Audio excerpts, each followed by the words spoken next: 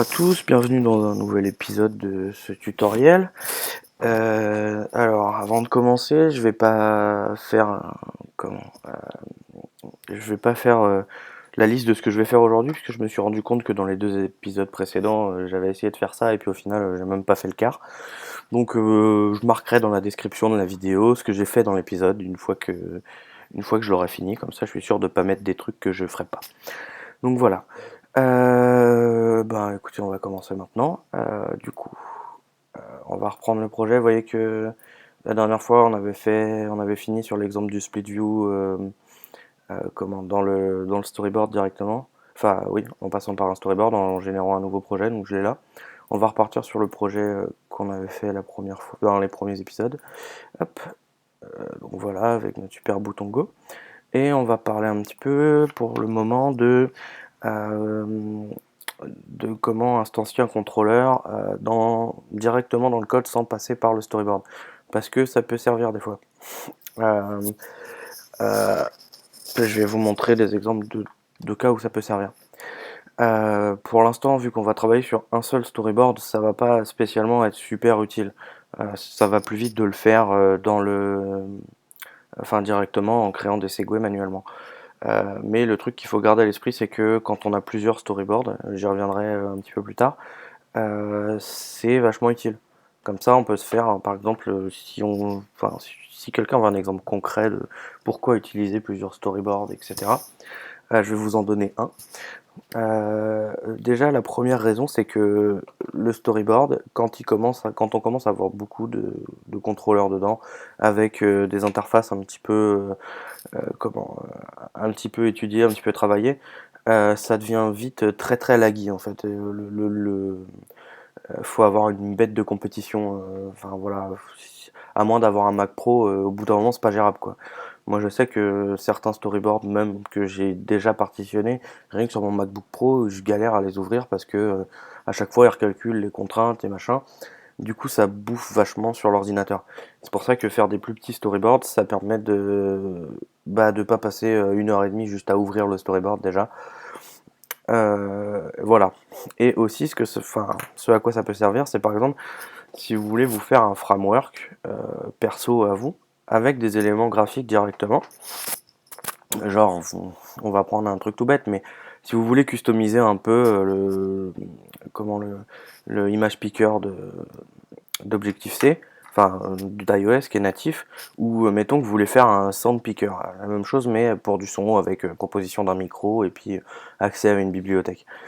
C'est quelque chose que vous pouvez potentiellement utiliser dans plusieurs applications et vous allez être amené à le refaire plusieurs fois. Alors que, je sais pas, enfin c'est plus économe en temps, on va dire, de le faire qu'une seule fois et de l'utiliser partout. En faisant euh, des storyboards séparés, vous pouvez faire une API complète, un framework complet avec vos classes que vous avez programmées, avec leur interface custom, etc., qui va s'adapter dans les cas que vous aurez prévus. Et vous pouvez l'importer dans n'importe quel projet que vous avez et y accéder facilement, sans avoir besoin de remettre les mains dans le storyboard systématiquement, etc. Ou de copier à l'arrache les contrôleurs un par un dans votre storyboard principal, etc. Moi, je sais que je l'utilise de cette façon, par exemple. Et aussi, un deuxième, enfin, une autre, un autre cas d'utilisation, on va dire, c'est par exemple si vous avez des éléments dans votre storyboard qui sont, qui sont appelés plusieurs fois de plusieurs endroits dans votre application. Des fois, si vous mettez des segways dans le code, etc., euh, ou même, enfin, rien que si vous le mettez dans le même storyboard, ça vous fait beaucoup d'éléments comme ça. Alors que si vous les segmentez dans un storyboard à côté et que vous les appelez systématiquement de la même manière tout le temps, ça simplifie vachement le code, quoi. Donc voilà. C'est pour ça qu'on peut avoir besoin des fois de plusieurs storyboards. Je vous montrerai comment on fait, je vous l'ai dit depuis le début, je vous le montrerai. On va déjà appeler un contrôleur uniquement dans le code, sans faire de segue ici. Donc là, on va pas faire quelque chose de très compliqué. On va récupérer ma super liste ici. Hop. Euh, donc là, on dégage le Segway, il n'y a plus de Segway. Donc là, si je clique sur le bouton Go, il se passe absolument rien. Alors, ah oui, alors attendez, je vais faire une expérience. J'ai vu sur le forum, on m'a dit comment faire pour agrandir la taille du code. Alors, on va voir si ça marche. Il me semble que c'était dans Préférences. On s'en fout de ça, c'était Font et Color. Voilà. Et donc là-dedans, j'imagine qu'on doit pouvoir changer la taille du texte ici. Non, il s'en fout. Là. Il va falloir le changer pour tous, sans déconner. Chiotte. La console, le texte. Ah la vache, il va falloir le changer pour tous. Attendez, si peut-être je peux tout sélectionner d'un coup et puis le faire pour tout le monde. Ouais, c'est ça. Ça va marcher. Du coup, je vais mettre en comme ça. J'espère que ça devrait être visible pour tout le monde. Là, je pense que c'est assez gros. Je vais mettre, allez, si je mets ça après, ça va être trop gros. Comme ça, c'est bien. Voilà. Ok, bon bah merci. Je sais plus qui m'a donné le tuyau sur le forum. Merci. Je l'avais déjà fait, mais je vous avoue, j'avais totalement oublié comment on faisait. Du coup, qu'est-ce qu'on va faire? Alors, on avait enlevé totalement tout le code qui était dans notre view controller et ici, dans notre table view controller, on avait juste de quoi afficher nos 4 cellules dans notre table view. Ok. Donc ici, ce qu'on va faire, c'est que on va lier le bouton à une action, comme je vous l'avais montré la dernière fois. Donc on va l'appeler Go, hein, voilà. Comme ça. Et donc ici, ce qu'on va faire, alors, pour créer, enfin instancier un contrôleur qui est présent dans un storyboard à partir du template qui est dans le storyboard, il va falloir quelque chose pour l'identifier. Donc si on clique ici et qu'on va dans je sais jamais comment il s'appelle, le truc à droite là, si on sélectionne bien le contrôleur et qu'on va dans la carte d'identité là, on voit qu'il y a un storyboard ID ici. Et en fait, c'est avec ça qu'on va pouvoir l'identifier, notre contrôleur ici. Donc là, je vais l'appeler MyTableView, hein. En général, je me complique pas, je mets je mets le début du nom de la classe qui est associée. Comme ça, c'est plus facile à s'en souvenir. Voilà. Donc, je mets juste pas contrôleur et puis voilà. Après, vous pouvez bien l'appeler comme vous voulez, genre Roger, Simone, peu importe, ça change rien. Donc voilà, ce qu'on va faire maintenant, c'est que on va aller dans notre action Go ici et on va l'instancier. Donc là, vous voyez, j'ai importé le MyTableViewController, donc je connais la classe, mais on n'a pas besoin. C'est un TableViewController, donc il hérite comme tous les comme tous les ViewControllers de UIViewController. Donc du coup, je peux instancier un UIViewController. Comme ça, je travaille. J'ai mis un i en trop. Comme ça, je travaille totalement à l'aveugle. Si je change mon TableViewController par autre chose, une classe custom ou n'importe quoi, ou si je mets je sais pas, un Navigation Controller, peu importe quoi, ça va pas poser de problème, parce qu'ils héritent tous de UIViewController. Hop, voilà. Donc on va l'appeler, voilà. Et donc ici pour l'instancier, ce qu'on va faire, au lieu de faire UIViewController alloc init machin, on va faire, alors chaque UIViewController ou classe qui est en mérite ont une propriété enfin, ont tous une propriété qui s'appelle storyboard. Donc, si jamais vous le faites, enfin, vous n'utilisez pas le storyboard, elle sera à nil, mais là, en l'occurrence, elle va pas être à nil. Donc là, on va faire self storyboard, on récupère l'instance de notre storyboard, et donc on va faire instantiate. Voilà. Donc là, vous voyez dans les méthodes qu'il me propose, il y a instantiate initial view controller ou instantiate view controller with identifier. Donc le initial view controller, c'est celui qui a la flèche. Je le rappelle pour ceux qui auraient pu l'oublier, c'est le point d'entrée du storyboard. Donc éventuellement, si vous voulez avoir des schémas de navigation différents et que vous voulez qu'ils restent toujours les mêmes, vous pouvez les mettre chacun dans un storyboard différent. Et ensuite, à partir de votre point d'entrée, votre contrôleur principal, mettons au démarrage de l'application, vous proposez entre trois choix de navigation différentes et vous instanciez le storyboard qui va bien. Voilà, donc là on va instancier avec un identifieur. Donc on a dit qu'il s'appelait MyTableView. Ok. Voilà. Et là, j'ai plus qu'à le présenter. Donc là, on est dans un navigation controller. Donc on peut faire un self.navigationController push view controller. Donc là, en fait, on fait l'équivalent de ce que fait le Segway. Hein. On lui passe le view controller. On va le mettre animé. Voilà. Donc là, comme je le fais dans le navigation controller, il va récupérer le bouton retour, etc. Donc là, si je build ça, hop, si le simulateur veut bien s'ouvrir un jour, voilà. Et si je build ça, on voit que mon bouton Go, il fonctionne tout pareil. Vous voyez. Donc c'est pas plus compliqué que ça d'instancier un storyboard, enfin d'instancier un view controller issu d'un storyboard dans le code. Et si jamais vous voulez instancier un contrôleur qui vient d'un second storyboard, ici au lieu de self.storyboard, vous faites un truc genre, je vais mettre une variable au-dessus pour que vous voyez. Hop. Pardon, c'est pas ça, storyboard.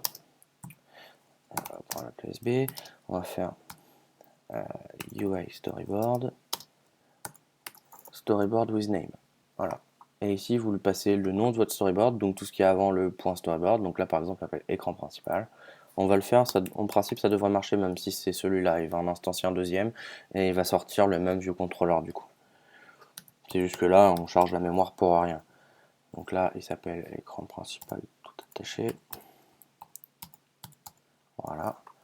Bundle, alors éventuellement vous pouvez, comme je disais tout à l'heure, si vous faites un framework, il faut préciser le bundle, etc. pour qu'il aille dans le bon système de fichiers. Là, c'est dans le bundle principal, donc on s'en fout. On met nil et il va comprendre que c'est là où il est. Voilà.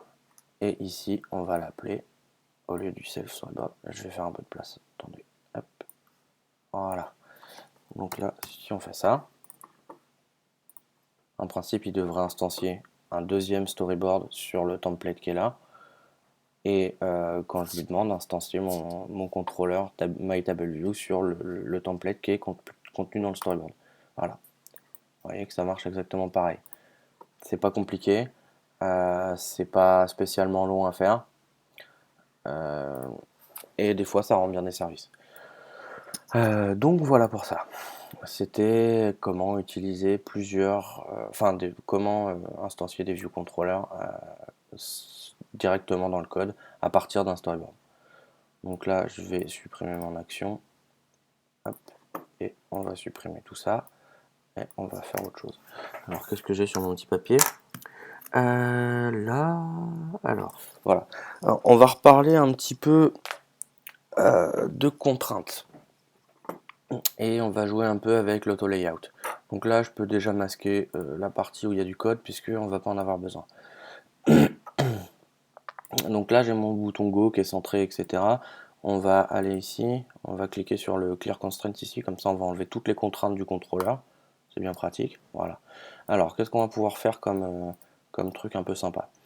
À la limite, ce que je vais vous montrer, c'est je vais vous montrer comment faire des contraintes que vous allez pouvoir adapter dans le code, comment les référencer dans votre code. Parce que par exemple, c'est quelque chose que je crois pas que j'ai évoqué rapidement, mais pas en détail. Si vous avez suivi les cours du MOOC, vous avez dû entendre parler de size class et les utiliser quand vous faisiez vos positionnements dans le code directement. Dans le storyboard, il y a aussi les size class qui sont ici, width any et height any. Et quand on clique dessus, on peut choisir pour quel size class on va faire notre interface. Donc par exemple, si je vais là, je vais être sur les iPhones en landscape. Voilà, tous les iPhones en landscape. Enfin non, là c'est le 5.5 et là c'est tous les compacts 8 en landscape. Ici c'est pareil, là j'ai tous les portraits et là j'ai voilà, tous les iPhones en portrait et là c'est juste les compacts. Mais si on veut tous les iPhones en portrait, on peut prendre là. Et là on a tous les iPhones en landscape. Pour l'iPad c'est plus compliqué. On se dirait on peut se mettre là et puis on a l'iPad en portrait, là on l'a en landscape. Mais non. Si vous regardez ce qui a marqué en bas et puis si vous regardez les petits points verts qui sont au milieu des cases là, vous voyez que quand je me mets ici, toutes les cases sont sélectionnées pour dire que c'est toutes les size class. Et quand je me mets là, malheureusement, il y a la petite case en bas à droite là. Du coup, c'est toutes les hauteurs régulières. Un regular 8 machin là. Donc il met en exemple iPhone une portrait, un iPad une portrait hors landscape. Donc là, il gère pas la rotation sur l'iPad. Et si je me mets là, c'est pareil. iPad en portrait et landscape. Du coup, je peux pas, dans mon storyboard, faire une interface qui va s'afficher différemment entre un iPad portrait et un iPad landscape. Euh, Bien sûr, enfin, comment? Ça va s'afficher différemment puisque en landscape, l'écran va être plus large. Donc, si vous mettez bien vos contraintes, les éléments vont prendre plus de largeur, etc. Mais je veux dire, on va pas pouvoir avoir. On va en choisir une. Par exemple, je vais glisser une vue et puis je vais vous montrer ce que je veux dire de ce que j'entends par un affichage différent. Par exemple, avec les size class ici, on peut faire quelque chose qui, par exemple, sur un iPhone en portrait, va s'afficher comme ça, ok, avec le, le bouton Go en haut comme ça, et la vue en dessous qui va prendre tout l'espace. Et si on veut se mettre, si on met l'iPhone, mettons en landscape, le bouton Go, enfin le, la grande vue, elle va se mettre sur le côté, et le bouton Go, il va se mettre là, comme ça, par exemple. Ça, on peut très bien le faire avec les side class. Je vais vous montrer comment on le fait. C'est pas compliqué, d'accord? D'ailleurs, on va le faire maintenant, comme ça, vous allez voir ce que ça donne, d'accord? Je vais pas... Et je continuerai la suite de mon explication pour l'iPad après. Donc là, pour l'instant, pour un iPhone, on va dire que on veut l'iPhone on va commencer par l'iPhone en portrait, d'accord? Donc on va se mettre comme ça, tous les iPhones en portrait. Ok. Donc, vous voyez votre écran prend la taille d'un iPhone en portrait pour que vous voyez bien ce que ça va représenter sur un iPhone en portrait. Donc voilà, on va caler ça comme ça. On va remettre notre bouton bien comme il faut. Donc là, on positionne tous nos éléments tranquillement, comme on le fait d'habitude. Ok. Alors, je vais vous montrer une petite combine qui peut être pratique des fois. C'est que par exemple, je veux absolument que mon bouton Go, il prenne, disons, un quart de la hauteur totale de l'écran, peu importe la taille de l'écran. Du coup, ce qu'on va faire, c'est que on peut le faire en passant par les petits trucs là, en bas, pour me mettre des contraintes. Mais je vais vous montrer un truc que je vous ai jamais montré encore. C'est que ici, si on fait un contrôle drag ou alors un clic droit et qu'on tire, on voit la petite flèche, enfin le petit trait là.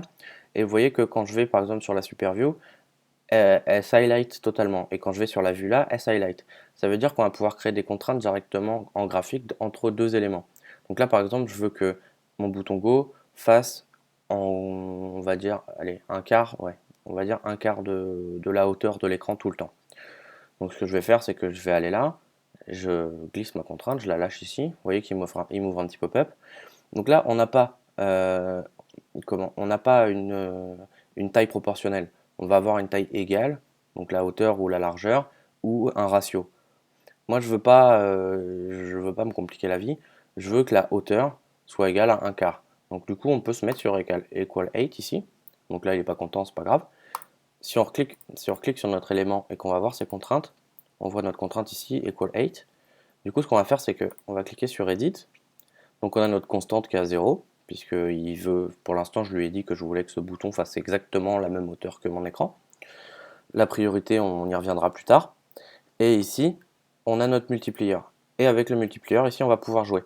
Donc par exemple, je veux que ça fasse un quart. Alors le seul problème, c'est que suivant dans quel sens vous draguez votre petit trait, il va soit mettre la hauteur de la vue en premier argument de la contrainte, soit la hauteur de l'écran total. Donc faut voir comment ça s'agence. Là, on va dire qu'il l'a fait dans le sens où je l'entends. On va espérer. Donc là, il me dit que ma taille est trop. Je pense qu'il l'a prise dans le mauvais sens. Si on veut voir, en fait, on peut le faire facilement. Il suffit de cliquer deux fois sur la contrainte et vous voyez que ça ouvre un petit truc avec un détail. Et donc là, on voit que le premier item, c'est Go, mon bouton, sa hauteur, et le deuxième item, c'est la hauteur de ma super vue. Donc là, j'ai dit que euh, je crois que je l'ai dit dans le mauvais sens, mais on va rajouter les contraintes et puis on va voir. Je me souviens jamais de quel sens c'est. Donc là, on va rajouter les contraintes pour les bords. Je veux qu'ils soient en haut. Donc ici, je vais le mettre, ouais, ok. On va le laisser coller aux marges, hop, voilà, comme ça. Là, il devrait arrêter de gueuler. Voilà, sauf qu'il me dit ça. Donc là, on peut mettre à jour sa frame pour voir s'il l'a bien fait ou pas. Bah c'est bon, voilà, il fait un quart. Et donc si je passe sur un écran plus petit, il va me faire un quart aussi. Euh, et donc ensuite, je veux que le bloc là, il prenne toute la place. Donc là, c'est pas compliqué. Je lui hop, hop, hop, hop, voilà, c'est réglé. Donc là, on a notre layout sur iPhone en portrait.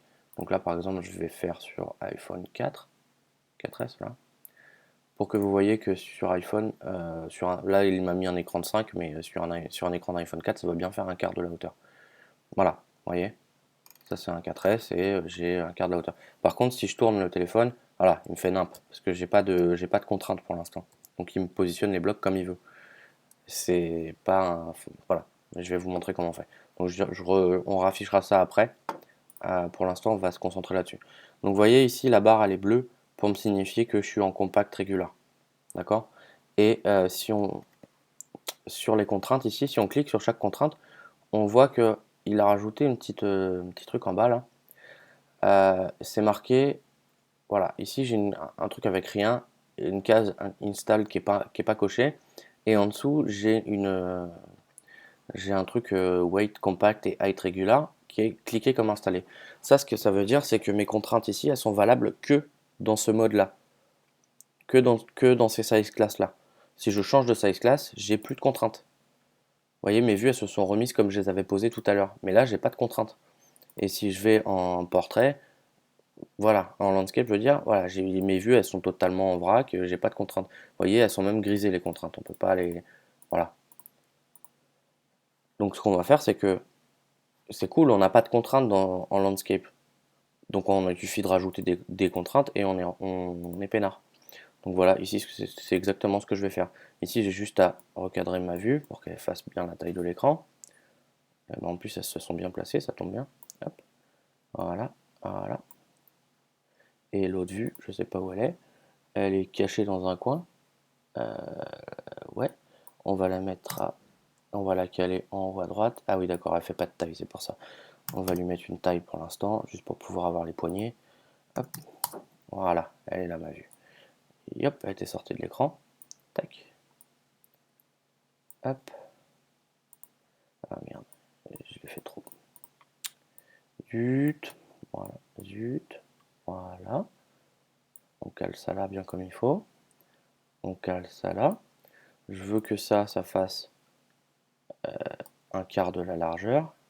Donc là, hop, vous voyez, celles-ci elles sont grisées parce que c'est celles qui sont dans l'autre size class. Et là pour celle-là, il m'a rajouté une nouvelle. Et donc elles rentrent pas en conflit avec l'autre parce que elles correspondent toutes les deux à des size class différentes. Donc ici, je vais encore lui dire un quart. Donc ici, oui, pour les multipliers, vous avez le choix d'utiliser la notation comme ça. Donc un quart, c'est avec les deux points. Sinon, vous pouvez mettre 0,25 aussi, ça marche. D'accord. Vous pouvez utiliser les nombres décimaux ou alors l'exprimer sous forme d'une opération. Voilà, il m'a encore viré ma vue, cet enfoiré. Non mais c'est pas possible ça. Là, fini, oui. Ah, bordel. Mais il m'en veut, hein, c'est pas possible. Ah, il est passé en dessous. Ok, bon, on la recale là. À la limite, ce qu'on va faire, c'est qu'on va la caler elle en premier, comme ça il va arrêter de me la dégager. Donc ici, on va la mettre. Ah, j'ai raté ici. 8. Et les autres, c'est bon, 8. Qu'est-ce qu'il met lui? 0. 8 là. Ah, tais-toi, toi. Bon. Là. Hop.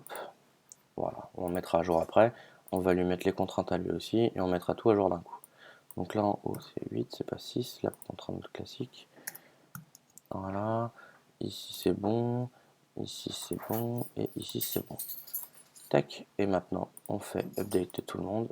Et voilà. Et là, si je build, encore une fois, sur mon iPhone, vous allez voir que, comme ça, pardon, excusez-moi, je me suis trompé de bouton, voilà. voyez qu'il nous fait en plus la transition avec les vues. Alors c'est pas du plus bel effet, en plus ça va un peu vite sur le simulateur quand je tourne.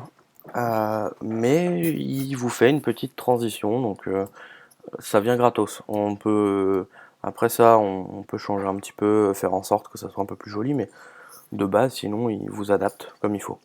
Le seul problème qui va nous rester maintenant, c'est que sur iPad, bah, ça va pas marcher. Alors, on va mettre sur 5S pour qu'on voit que ça marche bien comme il faut sur tous les écrans.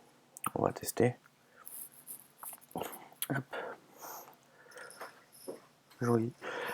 Du coup, hop, on va dézoomer un peu pour que ça soit plus visible. Voilà. Et là, vous voyez, ça marche pareil. On va essayer sur un iPhone 6. Le 6 Plus, je sais pas ce que ça va donner. Je sais pas s'il le considère. Je crois qu'en landscape, il le considère comme un iPad et du coup, ça devrait faire un truc moche.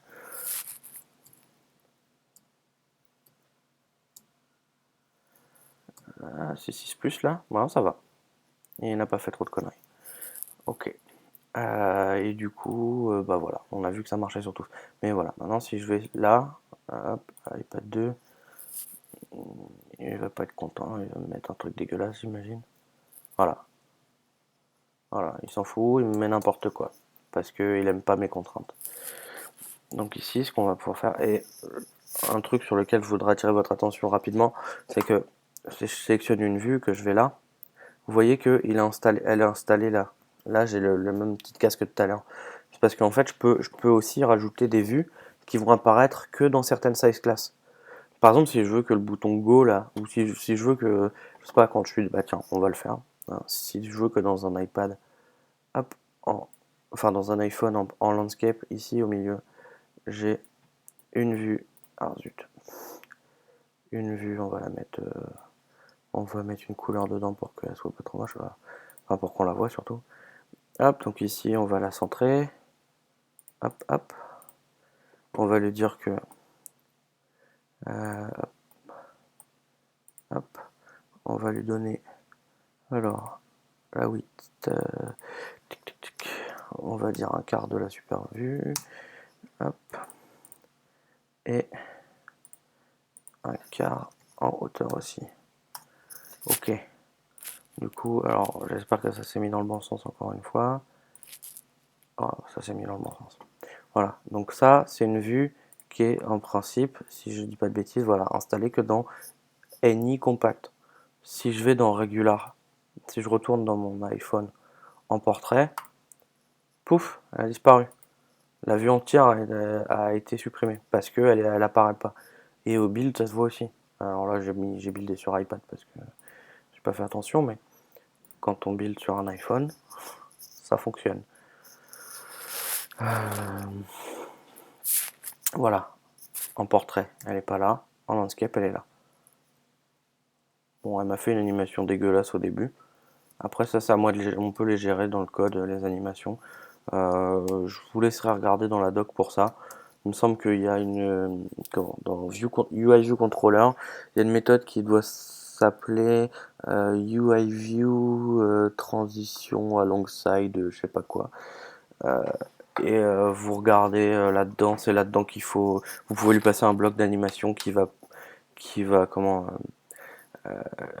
qui va, qui va ajouter au bloc d'animation euh, qui est implémenté de base dans iOS pour la rotation. Donc voilà pour ça. Donc comme vous avez vu, on peut ajouter carrément toute une vue complète dans une seule size class. Là, mes vues là, mon bouton Go et ma vue principale, elles sont présentes dans toutes parce que si vous vous souvenez, je les ai installées dans Any. Donc Any, ça veut dire elles sont partout. C'est juste ça. Par contre, Any, ici, j'ai pas de contrainte. Donc ce que je vais pouvoir faire, hop, on va faire ça. On va dire que on va aller comme ça. Alors ça, je vous avoue, moi vu que je design des applications euh, uniquement pour iPad, en tout cas en ce moment, j'ai pas testé de savoir si là je rajoute des contraintes, si elles vont prendre le pas sur les autres.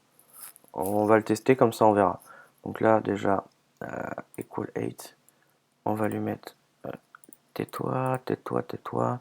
Là, on va lui mettre equal 8, un quart aussi. Ah, il m'a encore viré la vue, putain, il est pénible. Bon, bref, oh, c'est pas grave. Alors, 0, 0, hop, hop, hop, hop. Voilà. L'autre vue, elle est là, elle est partie n'importe où. Hop, voilà. 2, là, là. Du coup, j'ai dit, je le colle bien comme il faut. Pouf, pouf, pouf, pouf. Là, voilà, c'est réglé. Donc maintenant, on va builder sur, on va rester sur un iPhone pour voir ce qu'il va en faire des contraintes là. Hop. Vous voyez, là, ça a complètement tout déglingué parce que du coup, j'ai mis mes contraintes en any. Donc du coup, ce qu'on va faire, c'est que on va virer les contraintes ici. Hop, clear contrainte. Hop. Voilà. Donc là, il n'y a plus de contraintes et on va. Après, il va falloir gérer chaque size class séparément et pas se mélanger dans les contraintes pour avoir un truc qui s'affiche comme on veut dans tous les cas. Alors là, si vous voulez, je vous ai montré les bases de comment on peut faire.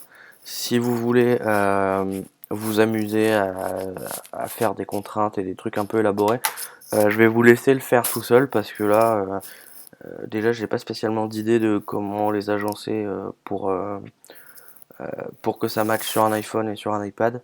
Ça risque de faire du vilain au bout d'un moment. Ça va prendre un paquet de temps. Donc je vais lâcher l'affaire pour là. Mais libre à vous de vous amuser avec ça et puis de trouver comment ça marche. Je pense qu'en les combinant bien, il y a moyen de faire un interface en mettant les bonnes comment en mettant les bonnes contraintes en any et puis en mettant juste celles qu'il faut dans les différentes size class. Je pense que vous pouvez trouver voilà, il suffit de le faire de façon méthodologique et ça devrait aller. Du coup, pour l'instant, je vais juste virer toutes les contraintes que j'ai mises. Hop, il faut que je sélectionne un truc. Clear all contraintes. Et hop, c'était dans celle-là. Hop,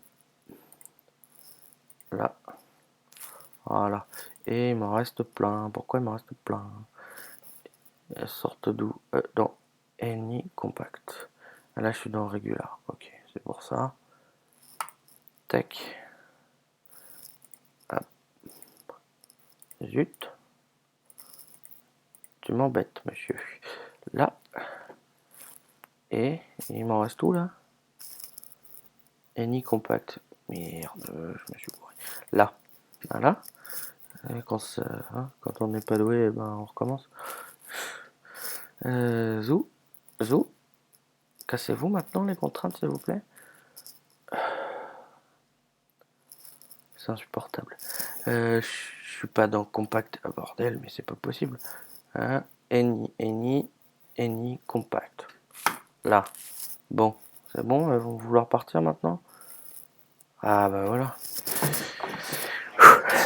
Bon, c'est fait. On va faire comme si rien n'était arrivé, d'accord? Vous n'avez rien vu. Si j'avais des skills de montage, j'aurais coupé ça au montage, mais j'en ai pas. Donc vous le verrez, mais vous ferez comme si vous avez rien vu. Ce sera gentil. Du coup, je vous montre comment faire rapidement pour iPad, pour faire exactement ce qu'on vient de voir sur iPhone, c'est-à-dire voir pendant la rotation que le bouton en portrait il reste en haut et en landscape il aille à droite. On peut le faire sur un iPad, mais il faut ruser. Du coup, moi, la technique que j'ai, c'est pas la technique la mieux du monde, mais ça fonctionne. Donc, je vous la montre si jamais vous êtes confronté à ce genre de problème. Comme ça, vous saurez comment ça marche. Le truc à faire, c'est que cette vue, il faut la dupliquer. D'accord? Et ensuite, on en affiche seulement une. Ah, zut. Voilà. Ah oui. Faut que votre curseur soit dans la vue où vous voulez que la vue que vous glissez se mette. Si les trois quarts de la vue sont dans la vue dans le violet là, mais que mon curseur est au-dessus de ma vue blanche là, il va me la caler dans celle-là. Vous voyez, même si je me mets là, quoi, il s'en fout, lui. C'est le curseur qui compte, pas la vue qui est autour. Donc des fois, il faut un peu faire de la gymnastique et recadrer les trucs de façon un peu gentille. Voilà. Voilà, voilà. Donc, on a notre vue qui est là. Hop. Et on a notre vue qui est là. Et notre bouton, là, bah, il est en fonction. D'accord? Alors, nos vues. Nos vues, là et là. Attendez, faut que je réfléchisse 2 secondes. Nos vues là et là leurs contraintes ne vont jamais changer. D'accord? Ça va toujours être la même chose. On va les mettre, hop, hop, voilà, comme ça. Et celle-là, pareil. Et on va jouer sur la taille du bouton, en fait. Alors, il y a des magic numbers dans le code que je vais vous montrer, mais les magic numbers ne servent à rien. Je vais vous expliquer. C'est juste qu'il faut une valeur haute. Et le seul magic number qui va compter, ça va être 0. Mais autrement, c'est censé marcher sur toutes les tailles d'écran. Du coup, ce qu'on va faire, c'est que le bouton là, alors, systématiquement, dans tous les cas, il sera calé en haut et à gauche. Donc on peut déjà lui mettre les 2 contraintes là. Hop, hop, voilà, comme ça c'est réglé. Et ensuite, ce qu'on va lui faire, c'est que vous avez vu, dans le layout, en landscape, je lui avais fixé sa largeur, et dans le landscape, en portrait, je lui avais fixé sa hauteur. Bah, là, on va faire pareil. On va définir tout ça en même temps, donc ça va me faire un tas de conflits, et ensuite on va régler les conflits. Donc là, on va lui dire que sa hauteur est égale à 1/4. Jusque là on est bon. Je crois que aussi il les a prises dans le mauvais sens. On va essayer la largeur et puis on va voir après. Hop, la largeur 1/4 aussi. Hop, on va mettre tout ça à jour pour voir s'il a tout bien en vrac ou pas. Ouais. Ok. Donc ça, c'est laquelle qui fait tac, proportional 8, tac, tac. Alors ici on les voit. En haut c'est bon. À gauche, c'est quoi ça? C'est là? Ah oui, c'est les contraintes sur les côtés, d'accord.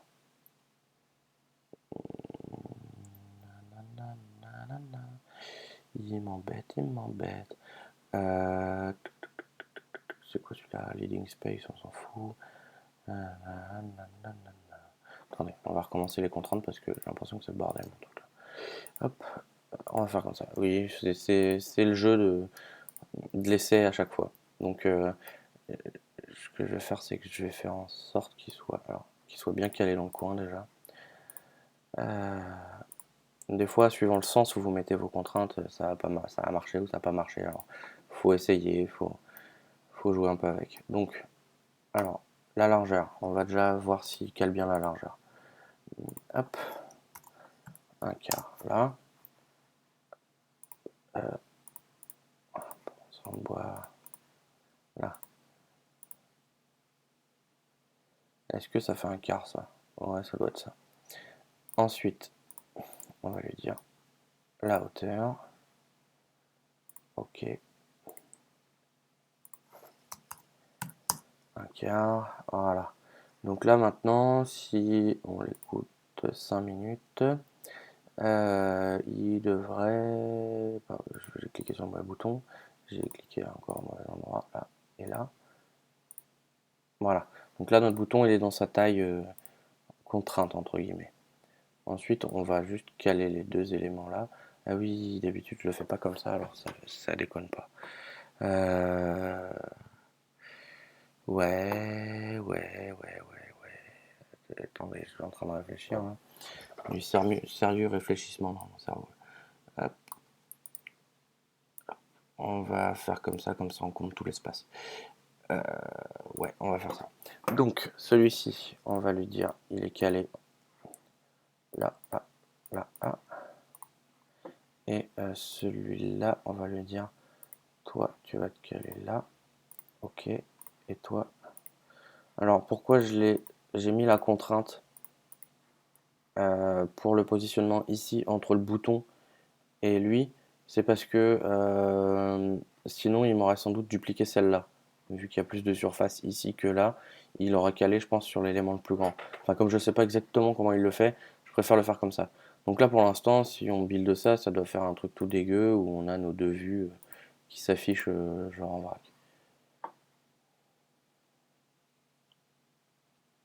J'imagine. Voilà.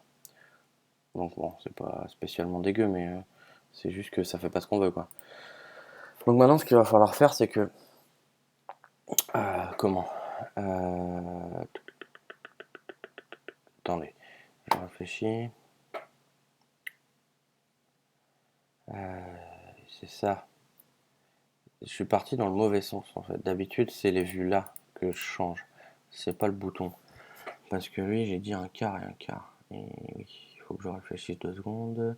Euh, J'imagine que la moitié de ceux qui sont en train de regarder là ont trouvé la solution et que je passe pour un gogol. Mais désolé, il est tard là et je commence à fatiguer. Du coup, je réfléchis 2 secondes. Euh, alors, quand on est en portrait, je veux que ça fasse 0. C'est ça, c'est bon, j'ai trouvé.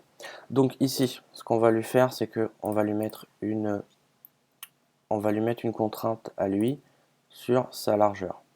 Voilà, c'est bon, je retrouve mes esprits. Comme quoi le café. Donc voilà, on lui définit sa largeur. Voilà, pour l'instant c'est un magic number. Ce qu'on va faire, c'est qu'on va éditer sa largeur et qu'on va dire on veut qu'il soit plus petit ou égal à allez, 1024 parce que c'est la taille de l'écran. Comme ça, on est sûr qu'on matche toutes les tailles de l'écran, on s'en fout. C'est la plus grande taille que peut faire l'écran d'iPad pour l'instant.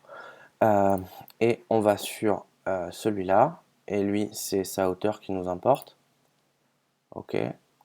Euh, c'est pas equal, c'est 8 ici, pardon. Donc ici, pareil, on va éditer. Donc ici, on dit, comme avant, je vous avais pas montré, il y a des comparateurs ici. On peut dire qu'on veut qu'il ait une taille plus grande, plus petite ou égale. Donc là, on veut qu'il ait une taille plus petite ou égale à 1024. Ok. Donc là, on a, pour l'instant, nos contraintes, tout marche bien. Parce que on leur a dit, eux, ils ont des tailles, on veut qu'ils prennent le max de taille qu'ils peuvent. Ok. Ensuite, ce qu'on va faire, c'est que lui, ses contraintes de taille et de comment de largeur et de hauteur, on va changer leur priorité, seulement leur priorité. On veut que les contraintes prioritaires, voilà, en fait c'est là où j'en viens avec les priorités, c'est que on peut donner des priorités de 0 à 1000 à chaque contrainte et il va les résoudre dans l'ordre quand il y a des conflits. Donc nous ce qu'on veut c'est que les contraintes de hauteur absolue qu'on a donné ou de largeur absolue qu'on a donné à ces deux blocs soient les contraintes avec la plus haute priorité. Donc du coup, ce qu'on va faire, c'est que celle-ci, on peut regarder, leur priorité est à 1000. Donc lui, on va lui dire, ton proportional width, edit, il va être à, on va mettre 900. Et en principe, si j'ai pas fait de bêtises, si je l'ai fait dans le bon sens, il change rien. Voilà, ça c'est bon. Et ensuite, pareil, toujours lui, son proportional 8, on va le mettre à 900. Ok. Donc maintenant, ce qui va se passer, c'est que ce qui dit que sa taille à lui, par exemple, sa largeur, doit être plus petite ou égale que 1024, on va changer cette valeur quand on va être dans une certaine orientation de l'écran. Comme ça, en changeant cette valeur, en la mettant par exemple à 0, on va se retrouver avec cette vue-là qui va être totalement là, et du coup notre bouton, il va se caler sur le côté. Vous voyez? C'est la combine du gitan, mais ça marche à peu près. Donc voilà, on va faire ça. Donc là, pour pouvoir faire ça, effectivement, il va falloir pouvoir manipuler les contraintes dans le code. C'est un peu pour ça que je fais l'exemple là, parce que sinon, bon, surtout vu comment je galère. du coup, ce qu'on va faire, c'est que les contraintes qu'on doit manipuler, c'est une contrainte qui est sur cette vue-là, une contrainte qui est sur cette vue-là. Donc on va chercher les contraintes à manipuler. Là, c'est celle-là. Donc ici, si on clique dessus, on voit qu'elle s'allume là. Il suffit de la glisser et on va l'appeler 8. OK. Et ici, on fait la même chose. Donc là, on peut y aller comme ça aussi, on les trouve. Hein. Ah, pareil, CTRL drag ou alors clic droit et on glisse. Et voilà. Voilà. Et donc maintenant, dans notre code, alors ce qu'on va faire, c'est que on va capter les rotations de l'appareil. Donc on va faire un dans le view will appear. Hop. Super. View will appear. Hop. Unlimited, oui. Voilà. Ensuite, ce qu'on va faire, on va choper le device. Donc UI device. Current device. Et on va lui dire de, alors c'est quoi, c'est begin, c'est ça, begin generating device orientation notification. Voilà, on lui dit de commencer à nous prévenir. Et on va s'enregistrer sur le ONS Notification Center pour cette notification particulière. Donc là, on chope le default center, on fait, c'est quoi, c'est Adobe Server, ouais, c'est ça, Adobe Server, self. Donc ici, on lui passe une méthode qui n'existe pas pour l'instant, mais on va la créer après. On va dire, pardon, hop, orientation, change, là, name. Alors, le name, c'est quoi? C'est UI, device, orientation, change, c'est ça. Object, on s'en fout, on va lui passer nil. Ok, voilà. Donc là, il va gueuler parce que la méthode n'existe pas. On va la créer vite fait. Hop. C'est normal, c'est normal. Orientation change. Il nous renvoie un objet de type ns notification. Mais on va pas l'utiliser de toute façon, mais c'est pas grave. Je vais pas l'utiliser parce que je vais pas utiliser l'objet notification parce que les informations qu'il me renvoie me vont pas. Je pourrais. Il me renvoie l'orientation courante. Je peux aussi le récupérer en faisant UI device, current device. Je sais plus comment ça s'appelle, c'est peut-être current orientation. Sauf que l'orientation courante de la machine, il va bien me donner le landscape, left, right, le portrait upside down. Ça pose pas de problème. Mais par contre, il va aussi me donner les orientations du type face up ou face down. Donc le face up, c'est quand, mettons, votre iPhone est posé sur la table avec l'écran vers le haut. Et le face down, c'est quand vous posez votre téléphone à plat sur la table avec l'écran vers le bas. Et ça, c'est une notification, je m'en fous, je vais pas faire bouger mon écran quand mon téléphone a la tête en l'air ou. Enfin voilà, moi ce qui m'intéresse c'est portrait ou landscape. Donc du coup, ce que je vais utiliser là, ça va être le 8 status bar orientation machin, je sais pas quoi. Donc je vais juste, avant d'oublier, me désinscrire dans le view will disappear pour pas créer d'erreur parce que on me renseigne toujours, pour pas que le Notification Center essaye d'appeler des méthodes de mon contrôleur alors qu'il a été désalloué et qu'il est vidé de la mémoire. C'est juste pour ça. Il faut jamais oublier de le faire. Donc, view will disappear, tac tac tac tac.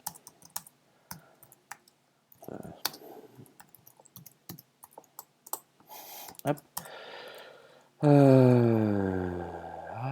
C'est quoi? C'est UI device, current device, and generating. Voilà, je lui dis d'arrêter de me notifier parce que après c'est bon. Et NS Notification Center, défaut. Zut. Default Center, remove observer self. je me désinscris de toutes les notifications, j'ai pas besoin de lui passer la notification. De toute façon, c'est la seule à laquelle j'ai souscrit, donc ça va pas être gênant. Et donc ici, qu'est-ce qu'on va faire? Alors, ici, on va récupérer le device, je sais plus comment on fait, bougez pas, je vais ouvrir un autre projet à côté, j'espère, là, je vais le mettre sur votre écran, voilà. Je récupère mon bout de code et je suis à vous. Faut juste que je trouve dans quel... où j'en ai foutu. Parce que je sais plus comment il s'appelle. Est-ce que là-dedans j'ai... Ouais, est-ce que là-dedans j'en ai? La méthode elle s'appelle pareil, orientation change. Et c'est ça. Voilà. Tac. Voilà, c'est bon, on est revenu. On est sur le bon écran. Hop. Voilà. Donc, oui, j'avais oublié le type qui me renvoyait. Donc, il renvoie un type énuméré qui s'appelle UI Interface Orientation. Je crois que c'est une énumération. On peut regarder. Voilà, c'est une énumération. Donc, on voit dedans, il m'envoie unknown, machin, tout ça. Mais à la limite, je m'en fous de ce qu'il me renvoie. Parce que, voilà, donc ça, c'est par le. Je récupère le status bar orientation. Qu'il y ait une status bar ou pas dans votre application, ça change rien, il vous la renvoie quand même. Ça fait partie de UI Application. Donc du coup, je récupère ça. Et ensuite, voilà, je teste si je suis en portrait. Donc là, il va me rentrer dedans que quand je suis dans euh, orientation, enfin comment, portrait ou landscape, pardon, portrait ou portrait upside down. Et du coup, dans mon else, il rentrera dedans que euh, que quand je suis en landscape. Voilà. Donc, ce qu'on va faire, c'est que on va lui. Alors, j'ai dit en portrait, on veut que la vue là prenne tout l'écran, donc il faut mettre la largeur de celle-là à 0. Donc, on a notre contrainte qui est ici. Donc ici, ce qu'on fait, c'est qu'on fait width. Alors, on va changer la constante, la valeur en fait de notre variable, de notre contrainte. Donc ça s'appelle, c'est la property constante dans les NSLayout constraints. On va la mettre à 0 et du coup, on va faire pareil pour l'autre, mais on va la mettre à 1024. Comme ça, on va lui dire qu'on veut qu'il soit plus petit ou égal que 1024. Hop. Et comme ça, en principe, ça devrait faire la blague. Hop. Et du coup, bah, dans l'autre sens, c'est juste le contraire. Donc voilà. Et voilà. Et donc en principe, juste avec ça, on doit pouvoir, enfin, ça doit marcher. Alors d'habitude, enfin, c'était pas exactement le même cas dans lequel je l'ai fait, donc j'espère que j'ai pas fait de bêtises et que ça va marcher, sinon je vais passer pour un gland. Mais c'est le jeu, ma pauvre Lucette. Alors oui, là c'est normal, c'est parce que j'ai pas appelé ma méthode orientation de change, pas orientation de change pour l'instant, donc il l'a pas mis à jour. Si je fais ça, voilà. Le seul problème qu'on peut régler, c'est que ici, si vous remarquez bien, la marge est un peu plus grande que là. C'est parce que il a doublé la marge, puisque mon bouton, je lui ai dit qu'il avait une marge de 8 avec l'élément de droite. Et l'élément de droite qui est à 0 ici, il a une marge de 8 aussi. Mais sinon, à part ça, hop, vous voyez, et là, il me fait la même. En bas, la marge déconne aussi. Mais ça peut se régler après. Vous voyez c'est juste une histoire de constante. Donc si on veut ici, hop, bah, on va le faire comme ça, vous verrez. Tic tic tic. Alors c'est lui qui a une truc. Là, à droite. Donc là, on va l'appeler. Ah oui, pardon, il faut la sélectionner dans le bon sens. On peut pas drag and drop d'ici, il faut aller là. C'est le côté un petit peu pénible des contraintes comme ça, c'est que soit vous arrivez à les gauler dans le storyboard directement en cliquant sur le tout petit trait là ridicule, mais un coup sur deux vous cliquez à côté, soit vous pouvez passer, enfin faut la récupérer ici dans le document outline, pardon. Si vous voulez le récupérer à droite là, ça marche pas en fait le drag and drop. Il n'est pas d'accord, donc faut systématiquement le faire d'ici. Donc ici, on va lui dire, là, on va mettre là, on va l'appeler à droite, hein. Hop, hop, pif, et celle-là, hop, si on clique dessus, voilà, verticale, j'ai la bonne, hop, on va l'appeler down, touc, du coup,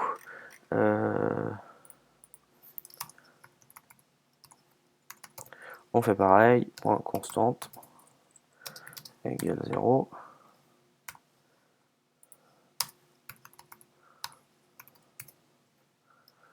Hop, voilà. Et alors c'était 8. Et ici, self.right,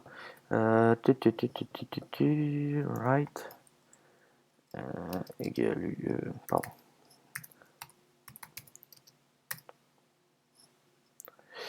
Je sais plus ce que je fais là.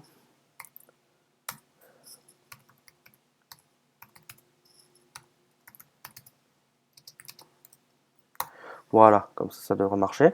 Et pour changer le petit problème de tout à l'heure que mon écran se mettait pas à jour quand ça charge, on va juste forcer la méthode ici.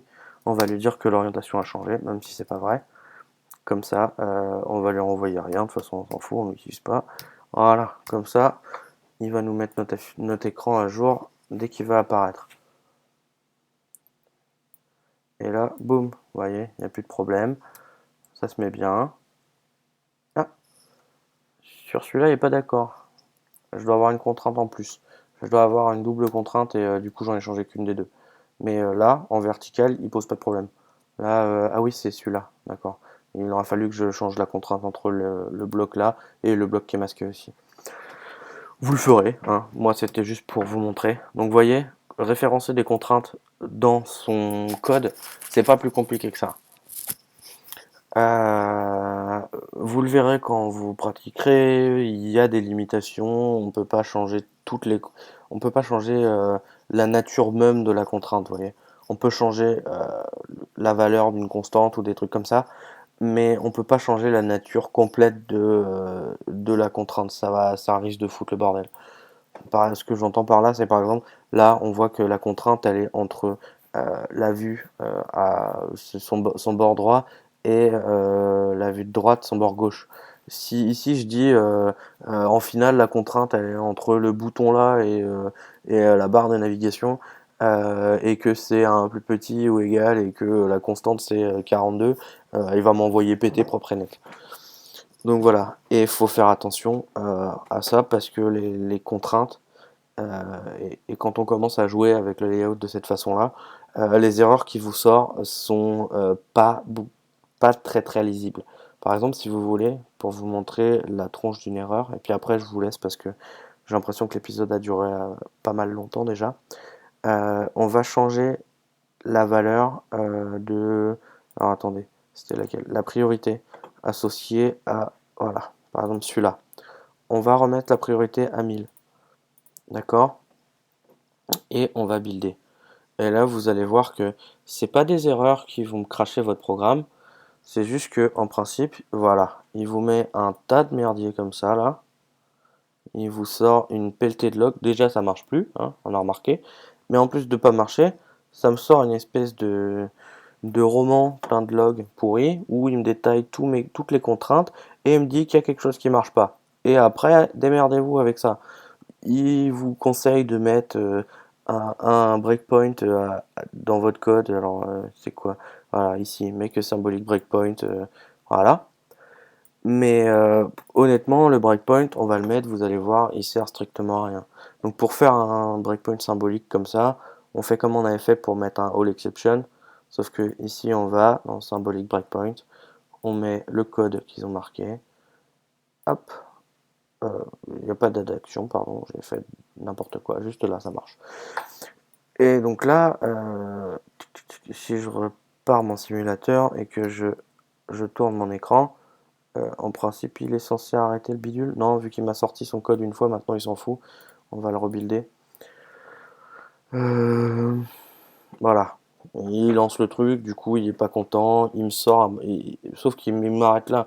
Alors là, je suis désolé, mais moi personnellement, euh, ça ou me mettre le message qu'il m'a mis tout à l'heure, ça change pas grand chose quoi. Je peux bien remonter dans le trade, mais vous voyez, honnêtement, ça change pas grand chose, hein. Entre ça ou le super message qui est ici, je suis pas persuadé qu'il y ait beaucoup plus de lisibilité. Alors si vous arrivez à le lire, je veux bien que vous m'expliquiez comment. encore pas le message là, parce que celui-là j'arrive à le lire, c'est juste que c'est pas spécialement parlant, mais l'autre truc là, où il s'arrête, si vous voulez me l'expliquer, bah, vous êtes les bienvenus. Et vous voyez que là-dedans, c'est pas spécialement comment les exceptions les plus explicites du monde, quoi. Il vous liste toutes les contraintes qui s'appliquent et il vous dit que, en gros, il y en a une d'elles qui fout la merde. Mais bon, c'est pas spécialement le truc le plus clair du monde. Enfin, pour moi, en tout cas, c'est pas spécialement clair euh, que si on va là et puis qu'on fait ça, et ben ça règle le problème, quoi. Enfin, il y a des moyens de le dire peut-être plus clair. Donc là, pour le coup, ils se sont pas foulés, j'ai l'impression. Mais bon, euh, donc voilà, j'ai fait le tour de ce que je voulais faire aujourd'hui. J'ai bien fait de pas faire de sommaire au début, puisque je n'aurais sans doute pas respecté tout ce que j'avais sur mon papier, mais je pense que j'ai déjà fait pas mal de trucs. Euh, du coup, je pense que ça va être tout pour aujourd'hui. Je ferai un enregistrement lundi soir, peut-être. Lundi, après ma journée de travail. Donc du coup, le prochain épisode lundi. En attendant, eh ben, écoutez, bon week-end. Et puis à lundi. N'hésitez pas à laisser vos commentaires, soit en dessous de la vidéo, soit sur le forum, si jamais il y a des choses que vous voulez voir en plus. On m'a demandé Core Data. Du coup, je ferai peut-être une petite série de tutoriels sur Core Data à part du storyboard, parce que du coup c'est pas vraiment la même chose. Enfin, c'est pas du tout la même chose même. Et Core Data demande un petit peu de temps à passer dessus. Donc pour pas encombrer les gens qui veulent juste voir comment marche le storyboard, je le ferai à part. Je le ferai un petit peu plus tard, je vais pas le faire tout de suite. Mais j'essaierai de le faire assez rapidement. Voilà. En attendant, je vous souhaite un bon week-end et puis, eh ben, écoutez, à la prochaine. Voilà. Et hop.